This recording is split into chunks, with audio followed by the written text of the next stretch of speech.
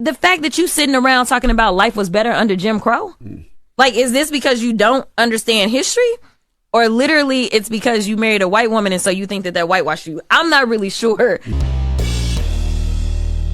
How's everybody doing? My name is Anthony Brian Logan, and today we got to talk about the Democratic House Rep from Texas, Jasmine Crockett, criticizing the Republican House Rep from Florida, Byron Donalds, for being a black man married to a white woman. Now, this comes as no surprise to me. The Democratic Party, if no one has recognized this, are racist. They engage in racism consistently, whether it be from whites, blacks, anybody within their party. They're racist. Not all Democrats are racist, but it's nothing for passive or straight up, outright, bold, and in-your-face racism to come from this party. And also, something else. I don't know why Jasmine Crockett would be the one to say this, because she's 44 years old. She sounds 14, but she is 44. She has never been married, is not married right now, and has no children.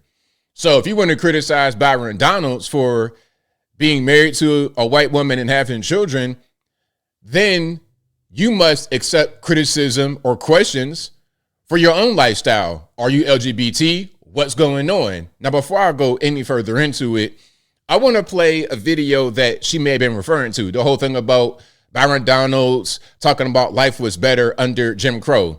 All right, I'm going to play this. Then we're going to get to her video, and we're going to get to a few pieces of evidence that kind of debunk or make her argument a little bit more difficult. And of course, I will link to everything in the box. If you're on IG, visit a link in the bio, go to the corresponding article on the website. But without further ado, let's go ahead and roll it. And so one of the things that's actually happening in our culture, which you're now starting to see in our politics, is the reinvigoration of black families with younger black men and black women. And that is also helping to breed the revival of a black middle class in America. You see, during Jim Crow, the black family was together. That's right. During Jim Crow, more black people were not just conservative, because black people always have been conservative minded, but more black people voted conservatively. Now, what Byron Donalds said here is 100% correct. Some are not going to like it. They're going to get automatically offended. But just because you may be offended does not mean that he's a liar. Let's get into a little bit of statistics, a few numbers. And of course, these numbers could be a little bit off, but for the most part, they're right on point. Once you research, you'll see that what I'm saying is correct. Now, in the year 1960, there was a report done by a Democratic Senator, Daniel Patrick Moynihan, called the Moynihan Report. And in this report, it had the single-parent household rates of different races in America. In 1960 or thereabout, we had an 80% two-parent household rate in the black community, 80% two-parent household rate. Back then, that was considered a crisis because it was too low. Whites at this time had a 95% two-parent household rate, 95%. And what that means is children being born to married parents. That was 80% among blacks and 95% among whites in the year 1960. Now let's fast forward a few years later, like 2020-ish, that era. And it's going to be similar right now. Among blacks, you have almost the reverse, a 70 to 75% single parent household rate. We went from 80% two parents to almost 80% one parent, or children being born to unmarried parents, even if you got involved dads, which a lot of times is not happening. Now, let's go to the whites. They are at an 80% two-parent household rate, which is down from the 95% two-parent household rate. And it is what was considered to be crisis in 1960. So if you're going to look at the reality, look at the numbers, the Jim Crow era was better for families sticking together, parents being in the home, fathers raising their children. It was better.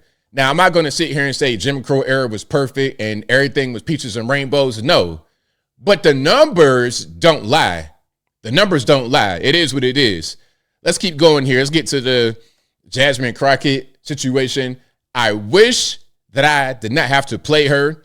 I wish I could ignore her, but y'all keep asking me about her. She keeps making the news. And I think that it's good to have her out there representing the Democratic Party because of how ghetto she is. But let's watch this. And if we continue to put people into office, and that even means some of our skinfolk who definitely are not our kinfolk, such as Byron Donalds. Skinfolk, not our kinfolk. Obviously, some of y'all might not know what that is. Basically, just because you black don't mean we have the same ideology. And I would say the same thing for Jasmine Crockett. Just because she black does not mean she represents me or anyone that I know and love. Check it out. Who are going to continue to say that, like, I mean, the fact that you sitting around talking about life was better under Jim Crow. Like, is this because you don't understand history? Or literally it's because you married a white woman and so you think that whitewashed you? I'm not really sure, like, what it is. Well, but you I couldn't need even be married to a white woman under Jim correct, Crow. correct. And it took Joy to call him out. So I'm like, bro, like, what are you talking about? Like, what are you saying? Like, he just out here, you know, I feel like they give him his talking points and he's like, yes, massa, I got it. Okay, so that's pretty interesting. You know what? The funny part is the last part she said, that's how I feel about her. She goes out there and whatever the Democratic Party does, she's going to protect them. When Joe Biden was out here getting weakened at, burning throughout the entire campaign, she was defending them. When this guy would fall on the ground, feet up in the air, tripping over sandbags, tripping over his own 2 feet, tripping over grains of sand on the beach, she would defend him. Oh, they're running them ragged, leave him alone. You go out there and defend so-called massa, and you have the mentality of still being on a slave plantation. That's why you use those kind of words, massa and this and that and the third. Your mind is still enslaved. You still operate that way, trying to find a benevolent white master while guys like myself and many others are free. We've been free for a long time. We come from a long line of free people, and we go out here and we just crush it without having to be worried about the so-called white man. Now, speaking about the white man, let's take a look at some of your colleagues, okay? Let's take a look here. Now, are you going to call these individuals whitewashed because they're married to a white man or a white woman or whatever? Okay, look, we have Kamala, right? The so-called black woman who's not black.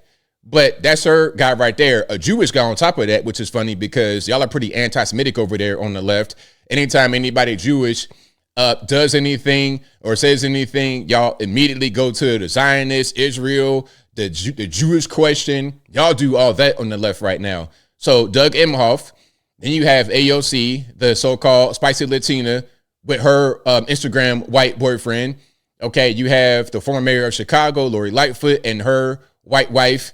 Then you have Ketanji Brown Jackson, the new Supreme Court justice, and her white husband. You got Don Lemon, the former CNN anchor, and his white husband, Ilhan Omar, married to the white consultant, Tim Minette, which 70% of her campaign money was going to him.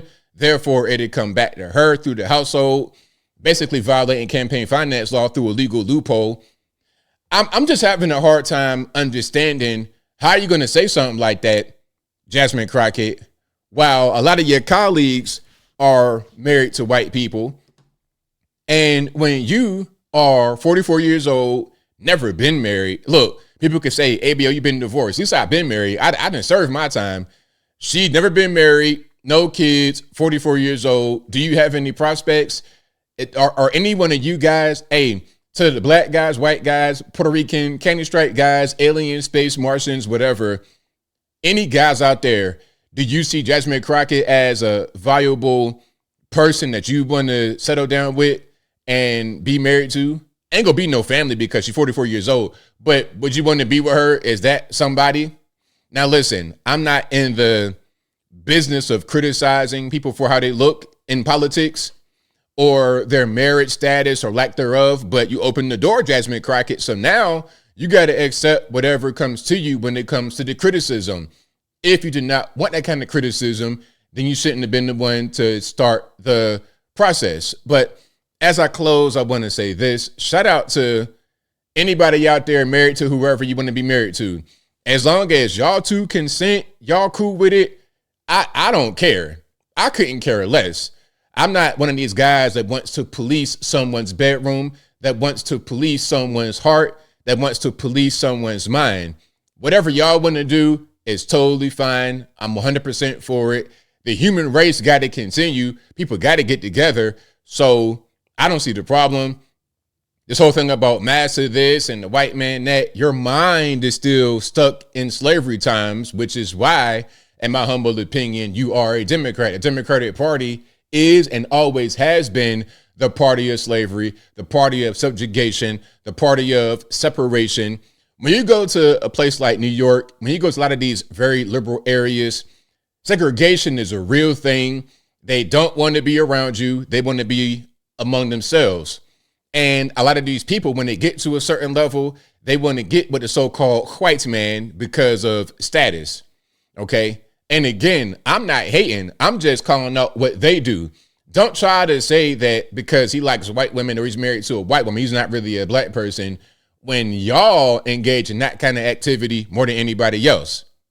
And I think I'll leave that right there for now. And what say you?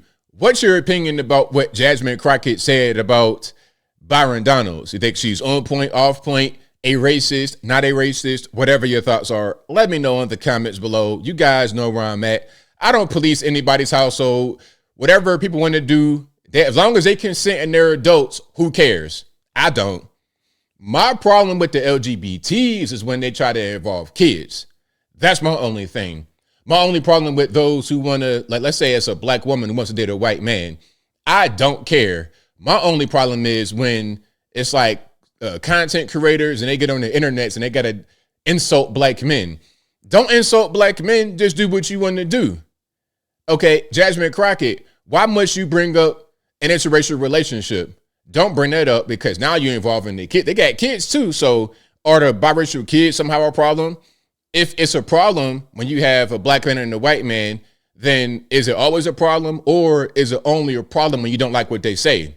So if he was on your side, if he was on your team, like Ketanji Brown Jackson with her white man, that'd be fine because y'all are on the same page. But if it's Clarence Thomas and his white wife, then all of a sudden you got a problem. Make it make sense. Is it about the racial part or is it about the political part?